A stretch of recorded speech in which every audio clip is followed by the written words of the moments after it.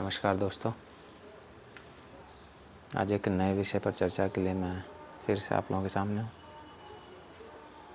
और आज की मेरी चर्चा का विषय है कि सत्य को जो परिभाषित करने के जो अलग अलग ढंग हैं, उनमें से एक ढंग ये है कि वह जो शुद्ध है, वह जो पवित्र है, वही सत्य है। इसे कैसे और गहराई से समझा जाए? जैसा आपने देखा होगा, अगर हम अपना ही प्रतिबिंब किसी शीशे में देखें तो वो कैसे साफ कब दिखाई देता है? जब शीशा बिल्कुल साफ हो। अगर शीशे पे थोड़ी सी भी अशुद्धता है, उस पर धूल जमी है, तो वो बिल्कुल भी साफ सुथरा नहीं दिखाई देगा। तो सत्य की जो पहली एक ज़रूरत है उसको देखने की, वो है शुद्धता, उसकी पवित्रता। तो अगर शीशा साफ नहीं है, अगर दर्पण साफ नहीं है, तो प्रतिबिंब साफ नहीं बनता है। हमने देखा होगा झील में या तालाब में, अगर वो साफ़ सुथरे जल का है, तो अगर वो शांत है, अगर उसमें किसी तरह की कोई लहर नहीं उपज रही है, तो उस पर आकाश का प्रतिबिंब बिल्कुल साफ दिखाई देता है।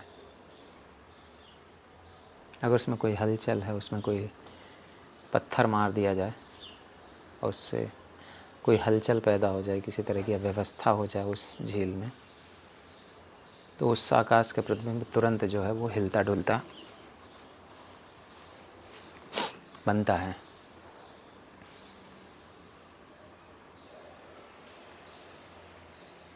इसके अलावा आपने देखा होगा, अगर सूरज जो चमक रहा है, अचानक से अगर बादल उसे ढक लेते हैं, तो बादलों का ढकना उसी अपवित्रता का हिस्सा है। सूरज अपने आप में पवित्र है, वो आकाश में चमक रहा है। बादल इधर उधर से आकर के उसकी पवित्रता को नष्ट करने की या ख़त्म करने की या उसे ढकने की, आवरण में लेने की कोशिश करते हैं, लेकिन वो कुछ ही देर होता है, फिर उसके बाद वो सब चीज़ें साफ़ हो जाती हैं। हमारा मन भी इसी तरह के आवरण से ढका हुआ है। हमारा मन भी जो है वो माया की अशुद्धता से ढका हुआ है,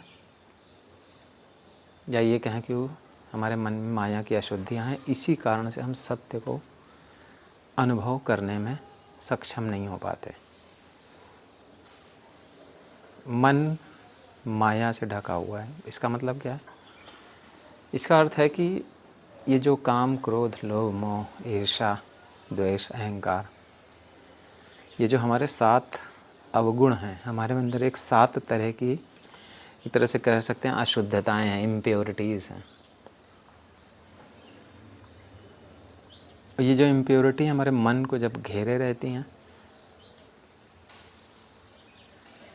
इस इम्प्योरिटीज़ के द्वारा हमारे मन में एक हलचल, एक अव्यवस्था बनी रहती है, तो सत्य हमें ठीक से दिखाई नहीं देता। ऐसा नहीं कि सत्य वहाँ नहीं है, सत्य सदैव मौजूद है हमारे भीतर, ब्रह्म सदैव मौजूद है हमारे भीतर। लेकिन क्योंकि हम माया से, इन 7 तरह के अवगुणों से अपने आप को छुड़ा नहीं पाते, अपने आप को इन चीज़ों से अलग नहीं कर पाते हैं, इन अशुद्धियों को हम अपने से डिटैच नहीं कर पाते, इसलिए हमें सत्य के दर्शन नहीं होते, हमें ब्रह्म का पता ही नहीं चलता है। सत्य वैसे ही, ब्रह्म वैसे ही मौजूद है हमारे भीतर जैसे सूर्य। लेकिन ये जो काम, क्रोध, लोभ, मोह, ईर्ष्या, द्वेष, अहंकार के जो बादल हैं, ये हमेशा हमेशा ही हमें घेरे रहते हैं। और इसी बादलों के घेरे रहने के कारण हमें सत्य के दर्शन नहीं होते हैं।